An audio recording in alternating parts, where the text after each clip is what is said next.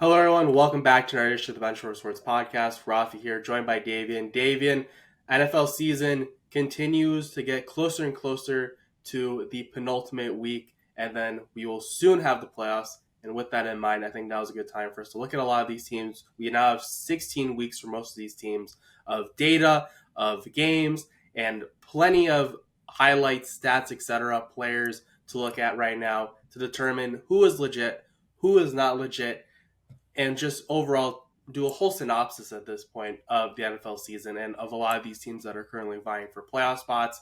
There's a lot of teams that are currently still fighting for spots, while we also see a lot of clarity as a whole, especially up at the top with some of the top teams likely in the AFC and NFC. So we'll get into that.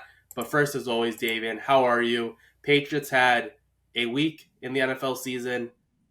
Travion Henderson got hurt. The insanity run ended. I don't want to talk too much about that, but outside of that, how are you, Davian?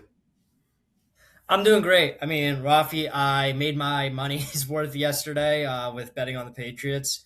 It was definitely scary, but I think that what we saw with the Patriots, we'll get into it like when we discuss about them. But they're a young team.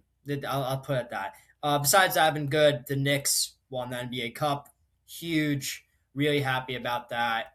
Really, finally some sort of championship is brought to New York because the Jets and the Giants sure are not bringing it, and the Mets are catapulting and collapsing as in prime time view, and the Yankees are not doing enough or a whole lot, and the Dodgers continue to be the Dodgers and signing everybody from Edwin Diaz to the next Japanese star coming out of Asia. So, with that being said, Rafi, I've been good. We're not going to talk about Rangers hockey, but I've been good. How have you been, Rafi? Doing not too bad, not too bad. Things keep moving along. Blackhawks, everything has gone to poop since the last time we recorded a podcast. Connor Bedard got hurt. Frank Nazar's hurt now for 4 weeks. Everything's gone terribly. The Blackhawks are now 32nd in the NHL. Everything stinks. Everything sucks. And just like you don't want to talk about the Rangers, I don't want to talk about the Blackhawks for about 4 weeks. And then when that happens, they'll start to climb back up again. But right now, they are playing a sport that some could say is hockey, although honestly, I would just call it personal torment at this point. But anywho, let's get into the main topic of the show today. Get away from both our hockey teams before we both go absolutely crazy. And let's talk about the NFL. Let's start with the AFC, Davian. Who are some teams that you see as some of the top dogs, some of the biggest contenders in the AFC? Because there are certainly a lot of really good teams in this conference, and I'd say it's much more wide open than the NFC, which we'll talk about later on in the show. Yeah, I mean, look, the Patriots are definitely a contender. The Bills are a contender. The Jaguars cannot be written off at this point. The Broncos, for all the noise that people say, like, oh, they're pretenders, I think are valid contenders. I would say those four teams are really solid contenders. I wouldn't be surprised if the Chargers make some noise or if the Texans make some noise. I think even with a team like the Steelers, I don't know if I hope going back, the Steelers are not a contender. If I said that they were, they're not. But the Steelers, I think, are an interesting team to watch because of Aaron Rodgers and the experience that he's bringing to this team and the experience he'll be able to bring to this young team in many aspects into the playoffs, into the wild card round where they'll probably end up playing in unless something crazy happens and the Packers do not beat the Ravens, and then we have a bloodbath of like a final game. Even if that, I think that the Ravens need to win out, and the Steelers need to like lose these next 2 weeks. And next week they play the Browns, so I don't believe that they will lose against them. So yeah. Yeah, I'm looking at the AFC, obviously the big ones, the Broncos, Patriots. I want to just say, though, that for all the talk about, oh, the Broncos look really good, oh, the Patriots look really good, David, I do agree. The the both those teams do have flaws in my mind, though, and I guess we're going to kind of combine the contender and pretender talk because there's currently 7 teams that are obviously sitting in the playoff spot. As there's 7 seats available for the taking in the AFC, as there is with the NFC. But if there's anything that concerns me about those top 2 teams, first off, Denver did not look good versus the Jaguars, which I'll talk about shortly because the Jaguars. Just give me a minute, and I'll talk about them quite in depth. But the Broncos, the big concern with me is just the offense has been very up or down. They've had several weeks where they've looked really, really dynamic. See Bo Nix throwing 4 touchdowns versus the Green Bay Packers last week, albeit, yes, Micah Parsons did leave that game in the third quarter. But regardless, Bo Nix was still doing really well before Micah Parsons was out. And obviously the Packers defense is still pretty solid as a whole, even with the loss of Micah Parsons, which is obviously taking your defense down from an elite defense to a decent defense. But at the end of the day, Bo Nix did look solid there. But there's also been some weeks throughout the season where Bo Nix has looked pretty average to even a little below average. So I think that up and downness of Bo Nix is something that could lead to a team taking advantage. You look at the AFC, and the AFC is really a conference that's built on really solid defenses. The Patriots have a solid defense. The Texans have one of the best defenses. The Jaguars, look no further than last week, played really well defensively versus the Denver Broncos offense. They really shut them down in the second half. So I do think that for me, the Broncos are a team that looks a lot like the Kansas City Chiefs of last year, where you're getting away, you're winning a lot of close games, which is a good thing. It is a good thing. It's important to be able to win those games rather than lose those games. But that offense does concern me to where if a defense is able to find that weak spot, they could really challenge the Broncos. And I really think that all these teams in the AFC have defenses that could really give Bo Nix fits come the playoff time. Other contenders, look at the Patriots as another contender. The big thing, the hindrance for me personally, as you mentioned, Davian, is just they have a lot of youth. Will Campbell, they're great offensive linemen this year. Rookie offensive lineman. You have Drake May, who has been fantastic this year, hasn't played in a playoff game yet. That's obviously going to be a big thing for them. It'll be nice that in all likelihood that first playoff game will be at home. But again, it's a playoff atmosphere. It's a different atmosphere than a typical regular season game. So we'll see how Drake May is able to handle himself. But outside of those top teams, Davian, what are your thoughts on some of the lower groups, lower tier teams at the moment, where I guess lower tiers and lower seeds, where you still have the Jaguars, the Texans, the Steelers. I know you just hit on the Steelers, but Davian, I look at the Jaguars and Texans, and I'm just both those teams look really good right now. I don't think either of them are going to slow down before the playoffs. Yeah, I mean, look, the Jaguars' offense is not, that great, but their defense is very good. And like you were mentioning, Raffi, especially with the Broncos team, this Broncos defense is also very good. So that's something that needs to be said. That yes, maybe they play a defense that can find their weak point, but is Bo Nix capable enough of being the general man, the football general that he is in terms of his QB style, and manage the game to be able to win games? That's a big question. I think we've really seen that, and at times we've seen him just not play up to par that he needs to be playing. But specifically on the Jaguars, I think it's kind of a very similar story to the Broncos, where they've had weeks where they're playing very well and weeks where you just don't think that they're showing up. But I will say in the past few weeks, this Jaguars team under Liam Cohen has been playing very well. Trevor Lawrence has found his own rhythm, and that is, I think, what we're going to continue to see heading into the playoffs. And I think it will be very interesting to see because, Rafi, even with a team like the Jaguars, there's a lot of these players have not been to the playoffs. So in terms of youth, the youth is there too. So the youth is really all across this AFC besides Baltimore, which is probably not going to get in. The Steelers, who are, they'll probably get in, but the team's just not as strong. So it will be very interesting to see how these young QBs take on being in the playoffs for some of them for the first time, for a lot of them for the first time. That being said, I do want to touch on the Patriots as a Patriots fan. I will be unbiased in this saying that the offensive line is not very good. Drake May was getting bottled up by that Ravens defense last night. Yes, yes, he was able to step up and really save the game, and that's what makes Drake May so amazing. But when you're going against a very strong defense, which has a very strong secondary, which the Ravens don't really have that great of a strong of a secondary, like the team like a Broncos secondary or the Jaguars secondary, which has been playing, has taken a step up. It's going to be very, very hard for them to compete. And so they'll need to step up in many ways. The Patriots defense all around is very, very good. But this playoff picture in the AFC, you will see in many areas either a defensive battle or an offensive shootout. And there's going to be no in between, Rafi, because either the offenses are going to figure out these defenses or the defenses are going to be able to lock down a lot of these offenses, because a lot of these offensive lines and a lot of these teams is not very good. And the pass rush, what we're seeing in terms of the pass rush game this year, Rafi, in general, has been next level. You're seeing so many sacks and pressures. QBs need to get way faster now than they ever were before because of how fast a lot of these players are on defense now.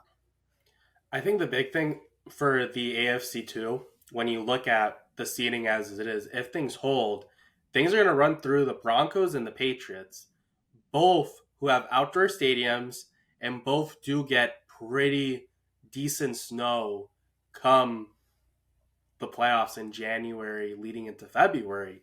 So for a lot of these teams, the run game is going to be very important, and defense is going to be really important too. I think we're going to see a lot of these games down the stretch, especially in the postseason, being very close games, being very low scoring games where the winning team's probably going to have no more than 24, 27 points. And it's really going to come down to whose offense, as you mentioned, who can make that big play, really catch the defense off guard, and put up some points. Because at the end of the day, I think this is going to be a very, very slosh fest, very, very slower paced, and very physical playoffs in the AFC on that side. I do want to say for the Jaguars, Jacoby Myers has been a great addition. I'd say the most impressive thing about the Jaguars is the fact that they're doing this all with Brian Thomas Jr. having a really poor sophomore season. He's really out of sophomore slump. And I also want to mention too, Travis Etienne this year has had a fantastic bounce back year. For as much as Brian Thomas Jr. has struggled this year, Travis Etienne has bounced back just as much, if not even more, this year. He's been so good for the Jaguars. And for a guy who was essentially an afterthought last year, a lot of people wrote him off. For him to have a great year this year has been absolutely fantastic to see. And again, this Jaguars team I like a lot. And if you had told me at the start of the year, Rafi, two of the teams in the AFC that you're going to like the most are going to be coming out of the AFC South, I would think you're crazy.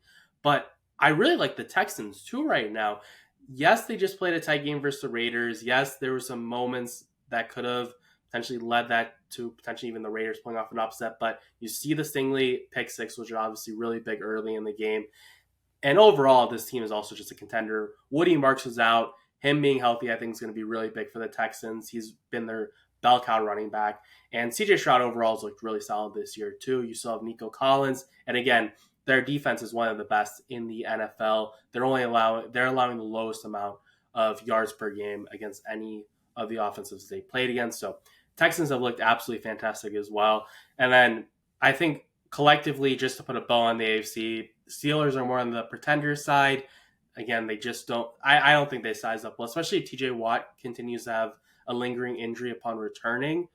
I just don't think the Steelers team is going to be going very far. I think if I had to guarantee a team to lose in the playoffs in the first round, it would be the Steelers to lose their first game.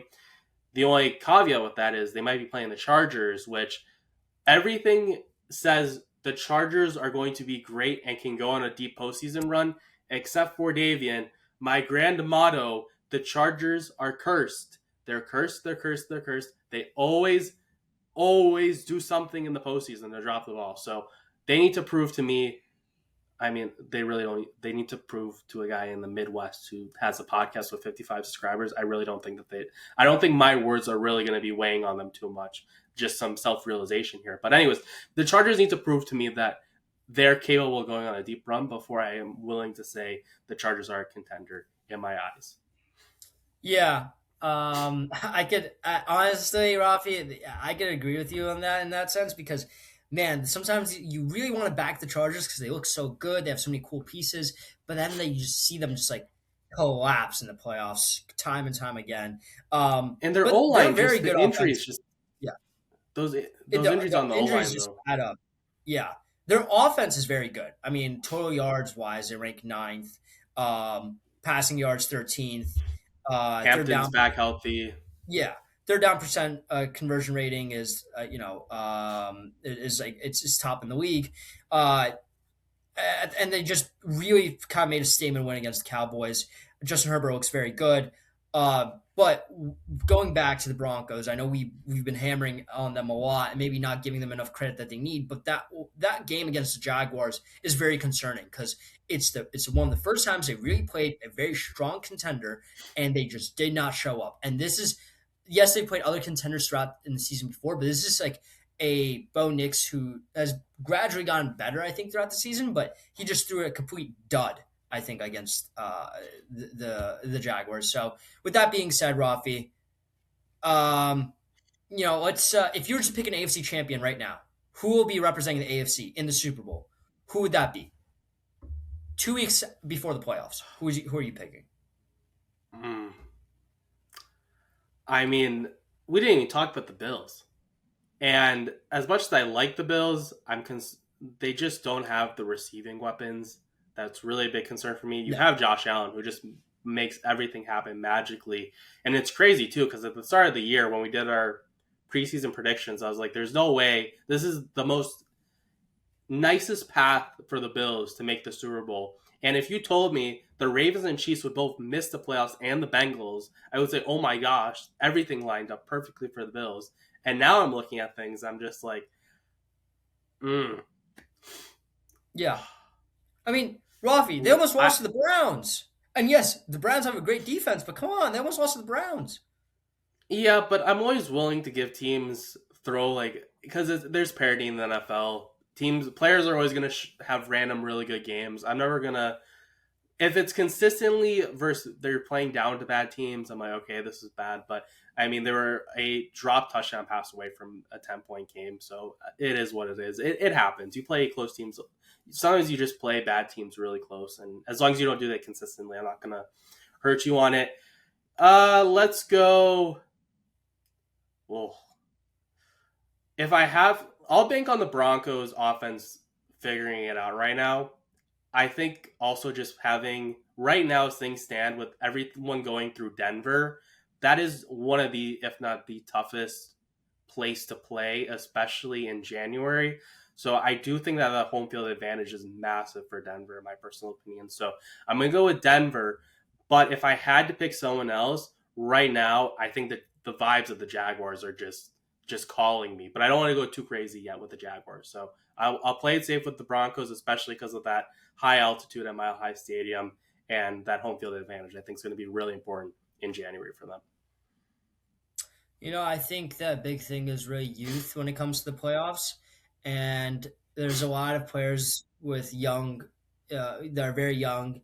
But another thing is head coaching experience and whether the head coaches have had experience in the playoffs, whether it's now or as a player. Why am I saying this? Because I truly believe that if I had to pick a team to represent the AFC in the championship game. Right now, I'm picking the New England Patriots.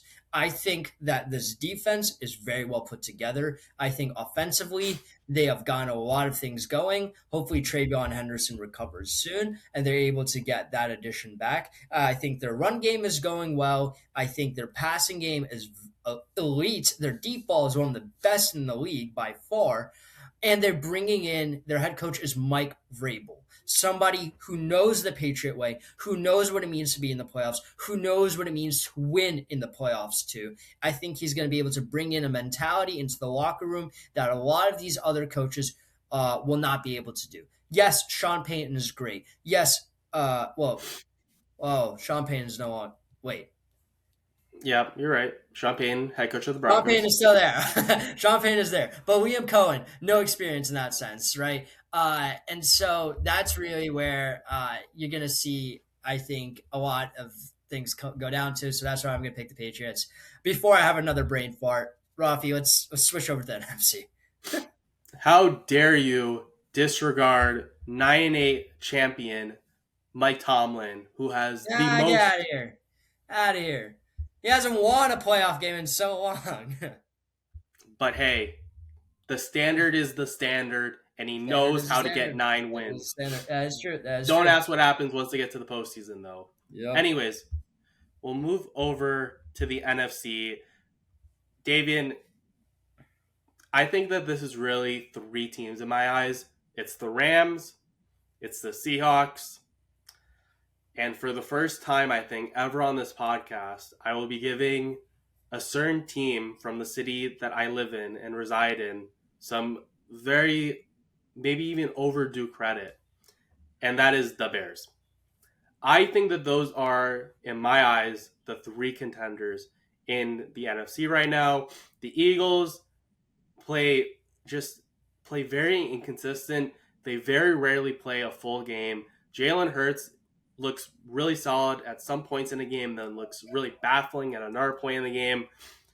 The Panthers, I still don't know how they made it this far. The fact that they're 8-7 and currently in the 4 spot right now, but they're there. They could be a very interesting team to watch. Tedero McMillan has absolutely been a game changer for the Carolina Panthers, and I say he's the big reason why they're even in this position in the first place. The Niners are dealing with injuries. The Packers special teams concern me, and obviously that defense is just devastated at this point. We'll see if Jordan Love's going to be missing any time. I didn't think his injury was too bad, so I do expect him to be ready to go for the postseason, but I look at this NFC and I really just think it comes down to either the Seahawks, Bears, or the Rams, in my personal opinion. Yeah, I think it comes down to Seahawks, Bears, or Rams. But I am going to throw in there the 49ers, Rafi. They're a team that have been getting But the healthy, injuries, though, but they're getting healthier. Like, players are slowly coming back. That's the thing. Like, I that's mean, you're why I still call them. down Nick Bosa. Sure, Warner is still on IR. sure. Ricky Pearsall is now out too. Who's Brock Purdy throwing the ball to? Brandon Ayuk is. I mean, True. he's hurt, and then he's also lost it mentally. Yeah, yeah. George Kittle is the only guy who Brock Purdy can throw the ball to. Well, Jawan Jennings is good, too. That's fair. I mean, Yeah. the Niners, whatever voodoo nonsense that they did to keep Christian McCaffrey healthy, has swung back to where now Yeah. everyone on the Niners has terrible injury luck, which is honestly a pretty typical year for the Niners, honestly, at this point, for them to have this many injuries. So if there's any team that could overcome it, I guess it is the Niners. But That's true. That's true. I'm just those injuries though just concern me. But anyways, continue on with your So thought. look, I think the Seahawks team is like, what a show. Thursday Night Football, probably one of the best games I think this entire season. Rafi, I'm not sure if you watched, but that was just some amazing football back and forth. Clearly see the Seahawks are legit, the Rams are legit. Matthew Stafford is and should be in the conversation for MVP. And I know that he's favored right now, and I think he has a very good shot of winning it. Meanwhile, I think the Seahawks have really found a great system that works. I think Sam Darnold has been playing very well. The defense has been playing very well too. The Bears, Rafi. Was I not saying earlier in the year that the Bears are going to really make some noise? I was. Every year I say it because every year I know that at some point I have to be right at some point. So, I think Ben Johnson has really made Caleb Williams comfortable. I can't put my full trust in him all the time. He sometimes makes mistakes here and there, but I think this Bears team is very good. It'll be a fun team to watch in the playoffs. But I really think it just goes down to three major teams, and that is the Seahawks, Eagles, and Rams. I think those three teams just stand above the rest of the competition. I think that the Eagles bring in a lot of playoff experience, which is why I'm ranking them up there as well. But besides that, I mean, of course, the Eagles have not been looking very good this year in many aspects. The defense has not been the same. The offense they don't seem to be clicking as well. So, yeah, the Packers, hopefully Jordan Love is able to come back soon, but I don't see them, even with Jordan Love coming back, being a very strong player in the playoffs. I think there's just too many injuries, and I just don't think that the team is good enough to be. Just this NFC is very good. I think if the Packers were in the AFC, I would call them a contender. In the NFC, I can't. I disagree because I've been banging the Packers drum for most of this year, and I just think the Packers have been too inconsistent. And whether that be because of injuries, I think the Micah Parsons being out for for the rest of the year put the nail in the coffin for me. But this Packers team, as much as I wanted to continue to feed into the Packers are going to go on a deep run, Packers are going to go on a deep run, they just have they've just been too volatile. It's similar to the Eagles where they really struggle to play a complete game. This is where, yes, the Bills played down to competition this past week. Yes, the Texans played down to competition this past week, but they don't consistently play down to competition. Felt like the Packers really did, especially early in the year where we're talking about the Bills almost losing to the Browns. The Packers straight up lost to the Browns earlier in the season. So I think the Packers are lacking in the consistency that I'd like to see out of a team that I pick very far. And then you look at some of the top teams again, there are some, I think the Rams, their one Achilles heel, as was seen in the Thursday night game, was their special teams, and they promptly dealt with that by Sean McVay making a very rare, or I guess the Rams organization making a very rare decision to fire their special teams coach, which typically Sean McVay does not fire coaches or any assistant coaches, etc., during the season. So obviously, rightfully so, that Thursday night football game was horrendous from a special teams standpoint from them, and rightfully so got the guy fired. But the Rams special teams is going to be something that I'm personally going to be intrigued to watch because special teams is very underrated, and I think it's a very important facet. For the Seahawks, the big thing is going to be Sam Darnold. I think at the end of the day, for as crucial as he was to coming back in that game, I think he was also equally responsible for playing the Seahawks in that position. When the Seahawks were driving before the Shaheed punt return touchdown, he threw a very, very boneheaded pick in the red zone. I believe it was inside the 10, honestly. It was in the red zone regardless, and it was just something where you can't be doing that. He looked a lot better than when they played the Rams earlier in the year. Granted, when they played the Rams earlier in the year, he threw 4 picks, so it's kind of tough to be worse than that. So I still want to see Sam Darnold play well in the postseason. Last time he played in the postseason was with the Vikings last year, where he was seeing ghosts versus the Rams. I want to see Sam Darnold play really well versus a contending team, and then I can feel really good about the Seahawks, in my personal opinion. The Bears, the big thing with the Bears is their run game's been great. Their defense has looked great. Caleb Williams sometimes he just needs to take what's there. And there's been sometimes it's just too much that's been done by Ben Johnson in that offense. But he plays hero ball too much. He plays like he's still at USC, where the Packers fumble the ball in overtime. The Bears recover. All you need is a field goal. You don't need a touchdown. All you need is just 20, 30 yards. Set up Santos. I know he's been up and down this year, but you set up Santos. He's a pretty reliable kicker. And you let him kick the game-winning field goal. Even if you need to get a little bit more yards, fine. Caleb Williams decides, okay, I'm going to just chuck the ball. DJ Moore is going to probably catch this. And it was a contested throw, too, which was even more baffling. Yes, he dropped it beautifully into DJ Moore's hands. It was a great ball. Don't get me wrong. But that type of throw and that type of mentality of I'm just going to throw it deep or he's trying to make something out of nothing, it really puts him in bad positions sometimes. And I really just want to see him sometimes just say, you know what, the play's not there. Let me throw the ball away.